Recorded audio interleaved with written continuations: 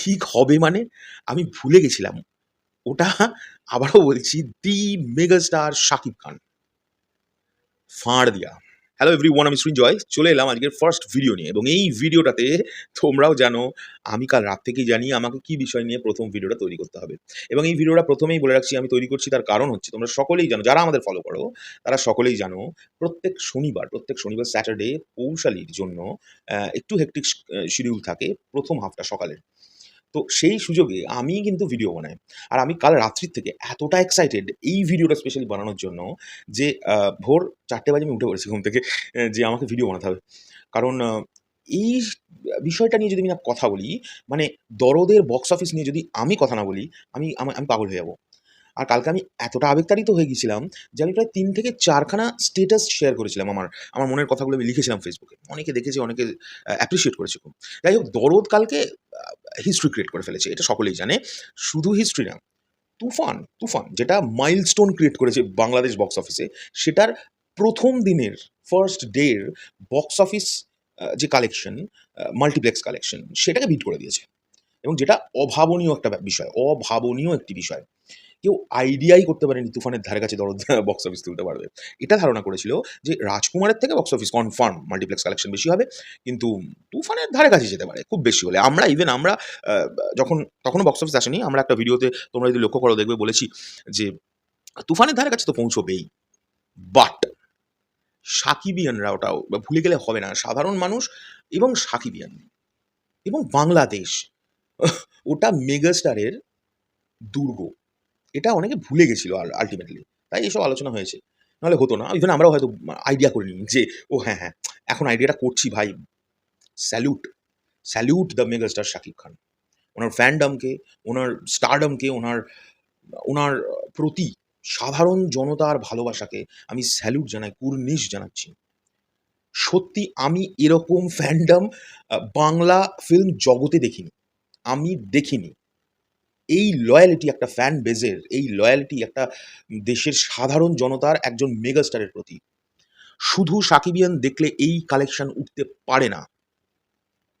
সাধারণ জনতা ওনাকে ভালোবাসে বাংলাদেশে। এটার পদে প্রমাণ হচ্ছে। আর কত প্রমাণ যে দিতে হবে ভগবান জানে। এর পরেও প্রশ্ন কি সত্যি ওঠে যে ওনাকে কেন মেগাস্টার বলা হয়? ওনাকে কেন আ বা বলা হচ্ছে মেগাস্টার? এইটা নিয়ে এত কোয়েশ্চেন আর ওঠে, মানে এই ওঠাটা কি উচিত? প্রতিবার হেটার্সদের মুখে ঝামা ঘষে উনি প্রমাণ করে দিচ্ছে যে উনিই হলেন দি মেগাস্টার শাকিব খান। কালকের কালেকশনটা কি ছিল boss! First day collection from multiplex 30 lakhs। আমি তো একটু কম বললাম, 30.68 lakhs। এবং এইটা যেটা এখন বলছি, one and only the BMR box office দিয়ে দিয়েছে। বিএমআর বাংলা মুভি রিভিউ যে পেজটা, যাদেরকে আমরা ফলো করে থাকি, তারা প্রতিটা বাংলাদেশে যত কটা সিনেমা রিলিজ করে সবগুলোর বক্স অফিস কালেকশন দিতে থাকে এবং একদম মানে আলাদা করে। তারা মাল্টিপ্লেক্স মানে মাল্টিপ্লেক্সের গুলো পারফেক্টলি দেয়, সিঙ্গল স্ক্রিন দেয় না। বাট আমি আরও একটি জায়গা থেকে সিঙ্গল স্ক্রিনের কালেকশনও চেষ্টা করেছি জোগাড় করার এবং খবর নিয়ে দেখেছি ধারে কাছে অ্যাপ্রক্সিমেট আমি যেটা আইডিয়া করছি সেটাই হয়েছে। এবার শুনে নিই কোথায় কিরম কালেকশন করেছে মাল্টিপ্লেক্স থেকে দরদ। ডে 1 এই শুরু হলো আ বাংলা মুভি রিভিউ যে পেজটা আছে তাদের। আমার মনে হয় এটা চলবে এখন বহুত দিন। আ বসুন্ধরা থেকে 7,73,300 মানে 300 বাংলাদেশী টাকা আ হয়েছে। সীমান্ত সম্হার 5,50,150 বাংলাদেশী টাকা। এসকেএস টাওয়ার থেকে 3,08,700 বাংলাদেশী টাকা। সনি স্কোয়ার থেকে 4,95,500 বাংলাদেশী টাকা। মিলিটারি মিউজিয়াম থেকে আমার মনে হয় মিলিটারি আমি এক্সাক্ট হলটার নামটা ভুলে যাচ্ছি এক্স্যাক্টলি। মিলিটারি মিউজিয়াম এরমই একটা কিছু। 54,000 রুপিস। বালিয়ারকেট থেকে 1,41,750 রুপিস। রুপিস মানে হচ্ছে বাংলাদেশী টাকা, সরি। রুপিস বলে অভ্যেস, ইন্ডিয়ান তো। আচ্ছা, মণিহার থেকে 33,300 বাংলাদেশী টাকা। মমিন থেকে 13,800 টাকা বাংলাদেশী। গ্র্যান্ড সিলেট থেকে 1,54,000 টাকা। সিলভার স্ক্রিন থেকে 71,000 টাকা। লায়ন সিনেমাস থেকে 4,73,450। তো টোটাল মিলিয়ে দাঁড়াচ্ছে 30.68 lakhs। একটা বাংলা সিনেমা প্রথম দিনের শুধুমাত্র মাল্টিপ্লেক্স কালেকশন। এইবার বক্স অফিস বেঙ্গলি মুভি এদের কালেকশন এরা যেটা দিচ্ছে সেখান থেকে বলছি। এরা কিন্তু সিঙ্গেল স্ক্রিনকে মেনশন করেছে। এরা বলছে এটা তো highest net collection Bangla movie on first day without festival. হ্যাঁ, এটা কিন্তু মাথায় রাখতে হবে, ঈদবিহীন। কারণ বাংলাদেশে আমাদের যেমন ইন্ডিয়াতে দুর্গাপুজো, কালী পুজো, রাস, বড়দিন, বাংলাদেশে কিন্তু ঈদ মানে বিশাল বিশাল একটা বিশাল বড় উৎসব। মানে বাঙালিদের বা এই ইন্ডিয়ানদের বড় বড় সব ফেস্টিভ্যালদের মতো ঈদ আমরা সকলেই জানি। আমাদের ইন্ডিয়াতেও ঈদ পালন করা হয় অনেক বড় করে, কিন্তু বাংলাদেশ পুরো মানে বাংলাদেশের সিনেমা চলে একদম ঈদ কেন্দ্রিক। সেই জায়গা থেকে এখন কিন্তু কোনো ফেস্টিভ্যাল নেই, এখন না আছে ঈদ, না আছে কিছু, একদম একটা মানুষের ডেলি শিডিউলের মধ্যে প্রচণ্ড ব্যস্ততা, তার মাঝেই কালেকশন হচ্ছে। তো মাল্টিপ্লেক্স চেন থেকে তো আমরা শুনে নিয়েছি 30.65 lakhs। এখানে সিঙ্গেল স্ক্রিন থেকে বলছে কালেকশন হয়েছে 1.42+ crore। আরেকবার রিপিট করছি, 1.42 crore, 1,42 লক্ষ টাকা। তাহলে টোটাল যেটা দাঁড়াচ্ছে সেটা হচ্ছে 1,72 লক্ষ টাকা। একটা বাংলা সিনেমা ভাই উইদাউট ফেস্টিভ্যাল রিলিজ করেছে বাংলাদেশে, এটাকে বলে না ফাঁড় দিয়া। সরি এই ওয়ার্ডটা আমি জানি না কি মানে হবে সকলের কাছে, ফাঁড় দিয়েছে পুরো একেবারে। আমি দরদের ফার্স্ট ডে বক্স অফিস কালেকশনটা জানার পর আমি কৌশালীকে কালকে রাত্রে বলেছি আমি জীবনে আর টেনশন করব না যে প্রমোশন হলো না বাংলাদেশে, এ বাবা কি হবে শাকিব ভাইয়ের ফিল্ম। আমি কোয়েশ্চেন তুলব না, জনতাকে নিয়ে ভয় পাবো না। আমি কথা দিলাম আমি আর কোনো দিনও কোয়েশ্চেন তুলব না, আমি টেনশন করব না। আমার বন্ধুরা কি হয়, আমরা তো যেহেতু শাকিব ভাইয়াকে নিয়ে প্রচুর ভিডিও তৈরি করি আর খুব ভেতর থেকে তৈরি করি, ওই জন্য ওভার এক্সাইটেড হয়ে থাকি সব সময়।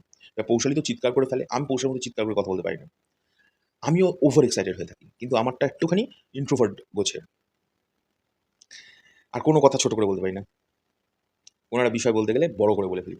এখনও দেখো 10 মিনিট ধরে হ্যাঁ যাচ্ছি, তোমাদের ডিস্টার্ব করছি, কিন্তু আমার মনের কথাগুলো আমি বলছি।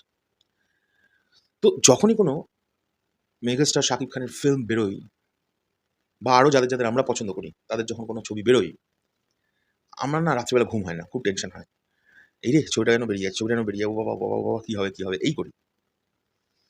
লিটারালি দরদ রিলিজের আগের দিন রাত্রিবেলা মামুন ভাইকে আমি প্রচুর মেসেজ করেছি যে কোনো চিন্তা নেই, খুব ভালো হবে খুব ভালো হবে, কিন্তু নিজে আমি প্রচণ্ড টেনশন করছিলাম যে কোনো প্রমোশন নেই, মানে কী হবে, ঠিক হয়ে যাবে তো?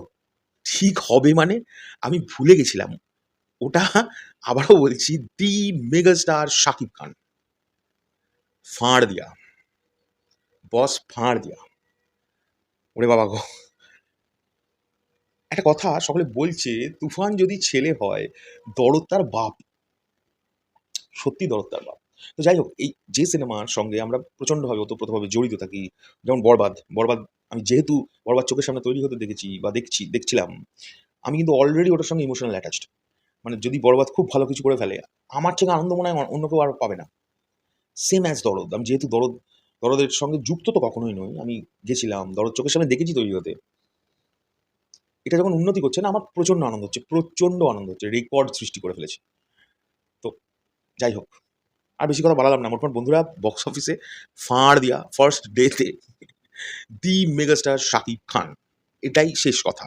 তাই তার জন্য আমার মনে হয় না আর কারোর কোনো কনফিউশন থাকা উচিত কোনো বিষয়ে যে প্রমোশন হলো না, ও বাবা গো গান এখনো দিল না, 7 দিন হয়ে গেল কেন গান দিল না, কিচ্ছু চায় না।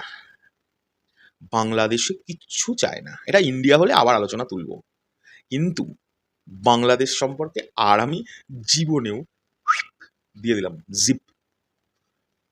আমার এইবার আইডিয়া হয়েছে দি মেগাস্টার শাকিব খানের জন্য কিচ্ছু লাগে না। পাবলিকের কাছে শুধু এটুকুনি জানালেই হয় যে দেখো মেগাস্টার আসছেন, কি নিয়ে আসছে ওটা ওনারা লক্ষ্য করেন পরে, ওটা হলে গিয়ে লক্ষ্য করেন। আগে শোনেন যে মেগাস্টার আসছে, আচ্ছা কোন ডেট, এই ডেট, আচ্ছা বুক করে রাখলাম। স্যালিউট বস স্যালিউট। এই ফ্যান্ডম। যাই হোক, এখনকার ভিডিওটা এই পর্যন্ত। পরবর্তী ভিডিও নিয়ে খুব শিগগিরই দেখা হচ্ছে। যদি ভিডিওটা ভালো লেগে থাকে তাহলে লাইক, কমেন্ট, শেয়ার করো। একটু আবেগের বশে এটা হবে এখন ২-৩ দিন বস। আমি ভিডিও করলেই একটু বড় হয়ে যাবে, কিছু করার নেই, মানিয়ে গুছিয়ে নিতে হবে। আর যদি ভিডিওটা ভালো লেগে থাকে বললামই লাইক, কমেন্ট, শেয়ার করো। খারাপ লাগলে নিজ গুণে আমার যে জায়গাগুলো ভুল যদি মনে হয় ধরানো উচিত তাহলে কমেন্ট করে ভালোভাবে উইদাউট গালমন্দ ধরিয়ে দিও। আর, আর কি? আর কিছু না। পরবর্তী ভিডিও নিয়ে খুব শিগগিরই আসছি। টাটা।